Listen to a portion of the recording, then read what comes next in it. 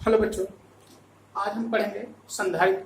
जो हम लेसन पढ़ रहे थे उसी में संधारित्रों का संयोजन, कि संधारित्रों को हम कितने प्रकार से संयोजित करते हैं।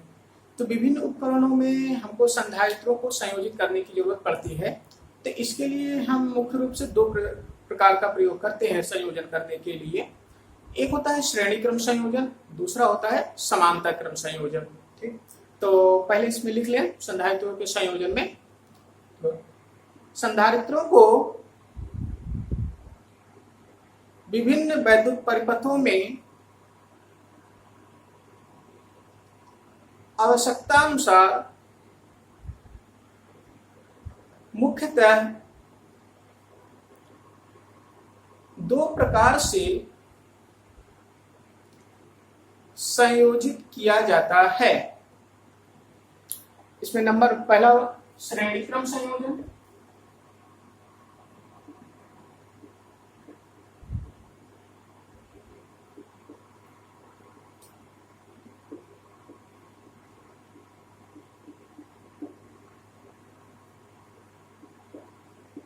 पहला होता है श्रेणी क्रम संयोजन और दूसरा होता है समांतर क्रम संयोजन। अब पहले ही निकाल लेंगे श्रेणी क्रम संयोजन। पहले निकाले श्रेणी क्रम संयोजन इन सीरीज।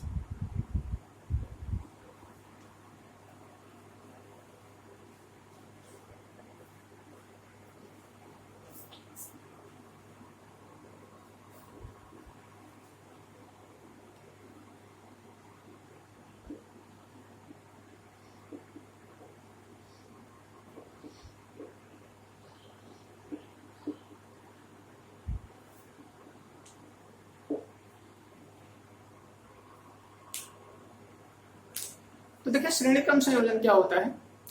अगर हम किसी भी संधारित्र की दो प्लेटें होती है, एक संधारित्र ये है, मान लेते हैं पहला संधारित्र है C1, ये इस संधारित्र की पहली प्लेट है, ये दूसरी प्लेट है, यानी ये इसकी पहली प्लेट हो गई, ये पहली प्लेट, ये दूसरी प्लेट, यानी इसकी पहली प्लेट है, ये संधारित्र की दूसरी प्लेट है। एक दूसरा संधारित्र अगर हम ले लें C2, इस संधारित्र की ये पहली प्लेट है और ये दूसरी प्लेट है। और एक तीसरा संधारित्र ले लें C3, ये इस संधारित्र की पहली प्लेट है और ये संधारित्र की ये दूसरी प्लेट है। अगर हम किसी भी संधारित्र की पहले संधारित्र की दूसरी प्लेट को दूसरे संधारित्र की पहली प्लेट से जोड़ दें, दूसरे संधारित्र की दूसरी प्लेट को तीसरे संधारित्र की पहली प्लेट से जोड़ें, और इस प्रकार से अगर हम इनको संयोजित करते हैं तो इसको हम बोलते हैं श्रेणी क्रम संयोजन। ठीक, जैसे एग्जांपल के लिए कोई भी स्टूडेंट, एक से ज्यादा स्टूडेंट है, दोनों बगल बगल में खड़े हैं पास पास में। एक व्यक्ति इस प्रकार से, ये व्यक्ति है, ये इसका बायां हाथ है, ये दाहिना हाथ है, ये दूसरा व्यक्ति है, ये इसका बायां हाथ, ये दाहिना हाथ, ये तीसरा व्यक्ति हो गया, ये इसका बायां हाथ, ये दाहिना हाथ। ऐसे ही ढेर सारे व्यक्ति खड़े हों, ये इसका बायां हाथ इसके दाहिने हाथ को पकड़ ले, इसका बायां हाथ इसके दाहिने हाथ से पकड़ रखे, ये इसके पास में इस तरीके से खड़े होते चले जाएं, यानी सब एक दूसरे के हाथ को ऐसे बगल बगल में पकड़ लेते हैं। तो इस प्रकार का अगर हम श्रेणी एक लाइन बना लेते हैं या जुड़ जाते हैं तो इस तरह का जो संयोजन होता है वही हमारा क्या कहलाता है, श्रेणी क्रम संयोजन। तो इसमें हम लिखेंगे श्रेणी क्रम संयोजन में, तो पहले इसमें लिखिए श्रेणी क्रम संयोजन में पहले संधारित्र की दूसरी प्लेट को दूसरे संधारित्र की पहली प्लेट से,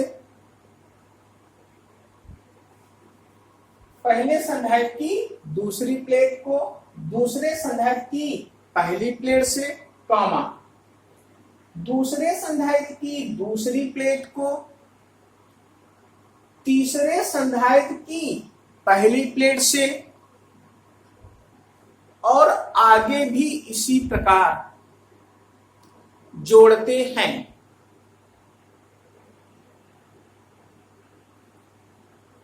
पैराग्राफ चेंज करके लिखें। माना 3 संधारित्र जिनकी धारिता C1, C2 तथा C3 हैं, श्रेणी क्रम में एक दूसरे से जुड़ी हैं। तो हम मान लेते हैं हमारे पास 3 संधारित्र हैं।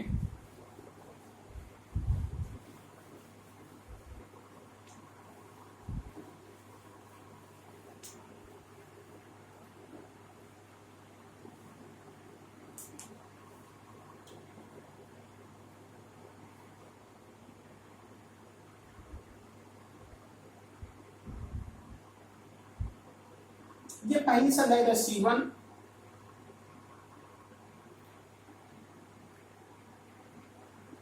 ये दूसरी संधारित्र C2,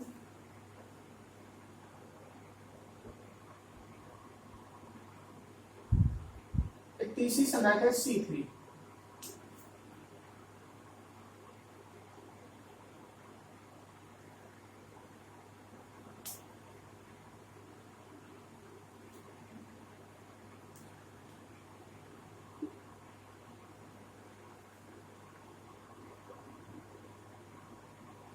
अब इन तीनों संधारित्र को हमने श्रेणी क्रम में जोड़ दिया। ठीक, अब इसको हम आवेशित करेंगे। जैसे हम इसको आवेशित करेंगे, पहले को अगर हम Q आवेश देंगे तो प्रेरण के कारण दूसरी प्लेट पे यहाँ -Q आवेश उत्पन्न हो जाएगा। इस -Q के कारण दूसरे संधारित्र की भी पहली प्लेट पे यहाँ +Q उत्पन्न हो जाएगा और यहाँ पर -Q, यहाँ पर +Q और यहाँ पर -Q, जिसके कारण इनके विभव क्रमशः मान लेते हैं V1, V2 और V3। यानी जब पहले संधारित्र को Q आवेश दिया गया तो इसका विभव V1 हो गया, दूसरे संधारित्र को Q आवेश देने पर इसका विभव V2 हो गया और तीसरे संधारित्र को Q आवेश देने पर इसका विभव V3 हो जाता है। तो इसमें आप उसी के आगे जितना आप लिखे उसी के आगे लिखे हैं। संधारित्रों को Q आवेश देने पर उनके विभव क्रमशः V1, V2 तथा V3 हो जाते हैं।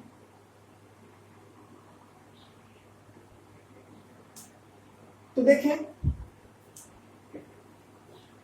चूंकि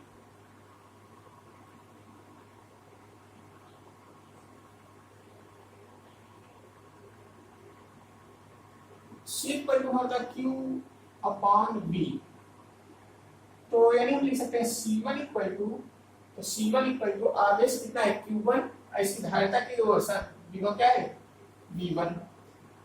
ऐसे इसके तथा C2 equal to Q upon V2 और C3 इक्वल टू Q बटे V3।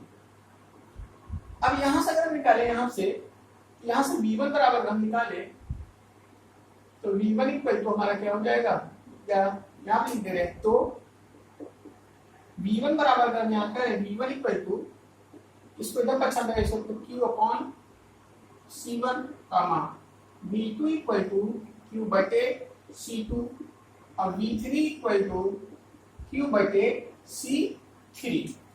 इसका विभव V1, इसका विभव V2 और इसका विभव V3 है। पूरे का विभव अगर हम V मान ले, यदि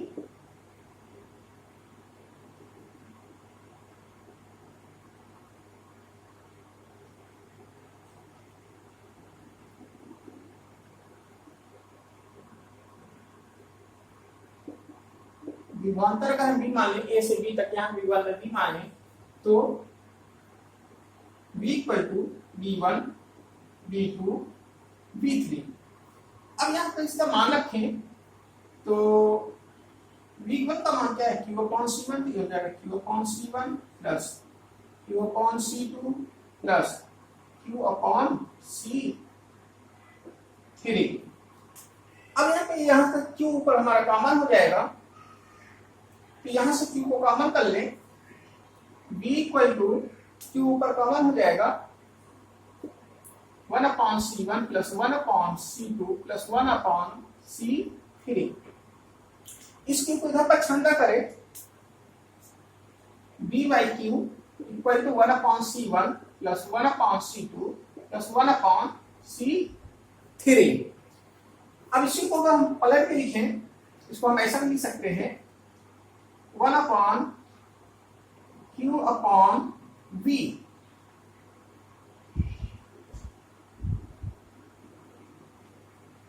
तो अगर हम इस तरीके से इसको बैठे का बैठे लिख सकते हैं, तो ये हो गया 1 upon c1 plus 1 upon c2 plus 1 upon c3।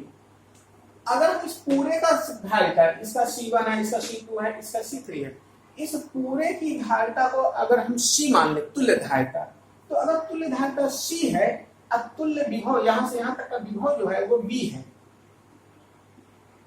इस पूरे का विभव को हमने कितना लिखा है, v। a से b यहां तक पूरे का विभव को क्या माने, v। अब पूरे की धारिता को अगर हम मान ले c, तो यहां पर देखें तो पूरे का आवेश q, ये धारिता v यहां पर हो जाएगा, तो 1 upon c equal to 1 upon c1 1 upon c2 plus 1 upon c3।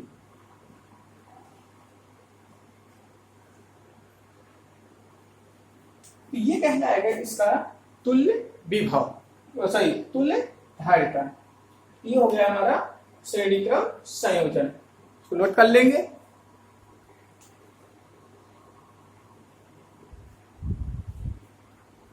Figure, इसका फिगर भी आप बना लेंगे, ये फिगर आप बना लेंगे, ये पूरा नोट कर लेंगे।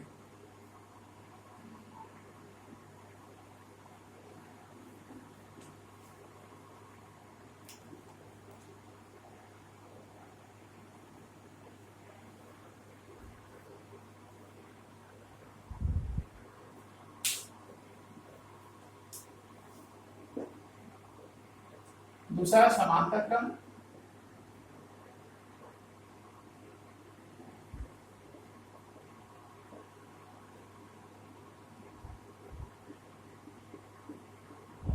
समांतर क्रम यानी पैरेलल में अगर हम जोड़ते हैं तब देखें,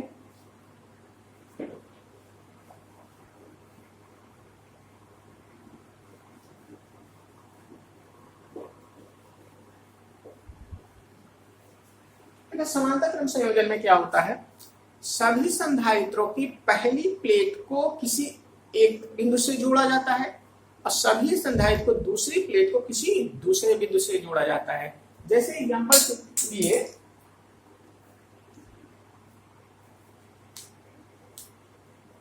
हमारे घरों में बोर्ड लगे होते हैं,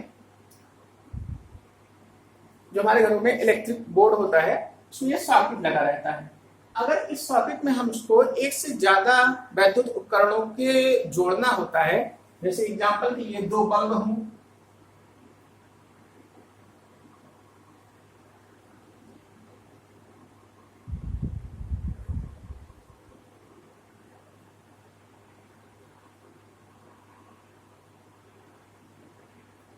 जैसे एक बल्ब ये है, एक बल्ब ये है, एक बल्ब और हम ले लेते हैं।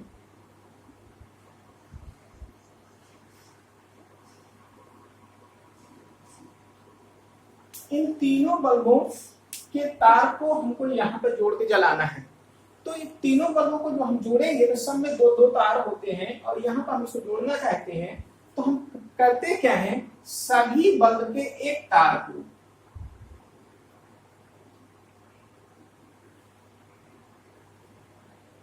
सभी बल्बों को एक एक तार को ले लिया जाता है और उसको एक साथ जोड़ दिया जाता है। फिर सभी के दूसरे तार को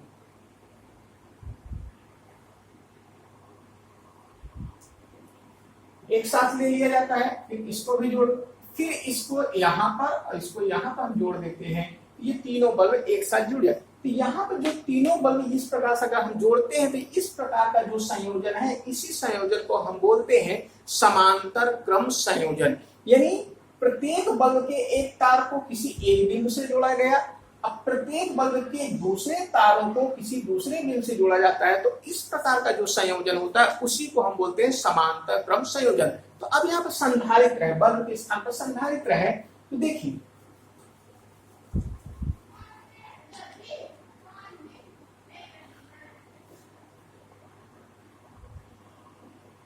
एक संधारित्र ये है C1, ये दूसरा संधारित्र है C2 और एक तीसरा संधारित्र है C3।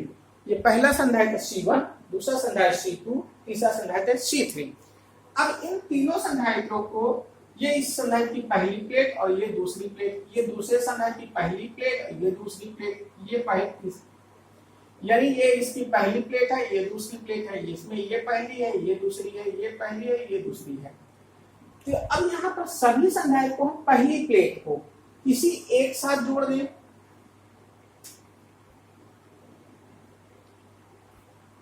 और सभी संधारित्रों के दूसरी प्लेट को किसी दूसरे बिंदु से जोड़ दें।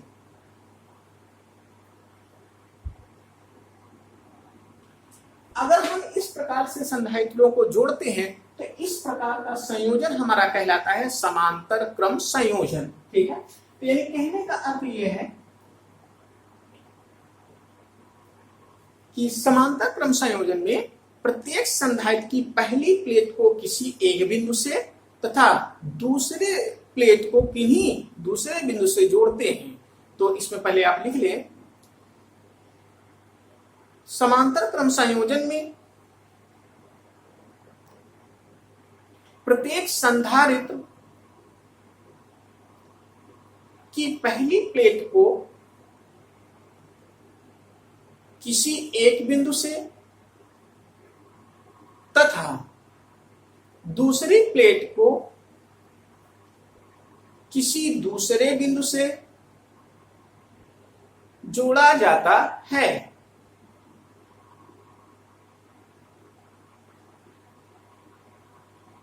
पैराग्राफ से निकाल लिखे, माना तीन संधारित्र जिनकी धारिताएं क्रमशः C1, C2 तथा C3 हैं, परस्पर समांतर क्रम में जुड़ी हैं।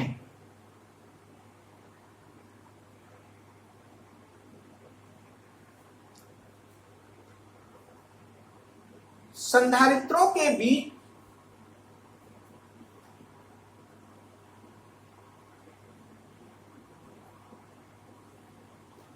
V विभव स्थापित करने पर, यानी इन दोनों के बीच में हम V विभव स्थापित कर देते हैं।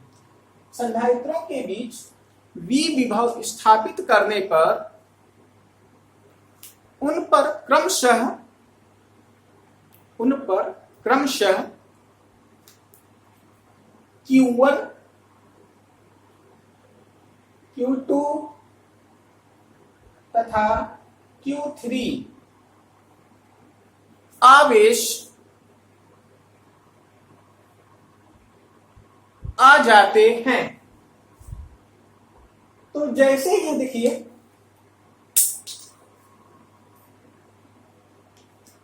तो यहां पर जैसे ही हम इन दोनों संधारित्र यानी संयोजन में V विभव स्थापित करेंगे तो पहले संधारित्र पर Q1 आवेश, दूसरे संधारित्र पर Q2 आवेश और तीसरे संधारित्र पर Q3 आवेश उत्पन्न हो जाता है।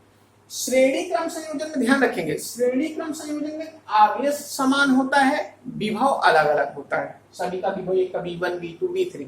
लेकिन समांतर क्रम संयोजन में विभव समान होता है, आवेश अलग अलग होते हैं। तो अब यहां पर देखें तो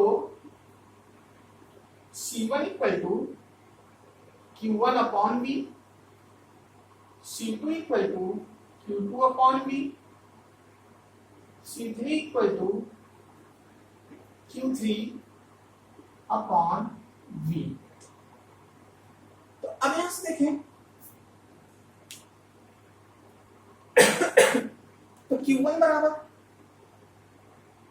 अगर हम Q1 आवेश Q1 निकाले, इसका आवेश Q1 इक्वल टू, तो Q1 इक्वल टू आपका हो जाएगा, इसको जब पक्षांतर कर दें C1V, ऐसे यहां से Q2 बराबर निकाले तो C2V, और यहां देखें Q3 बराबर अगर लिखते हैं तो C3V।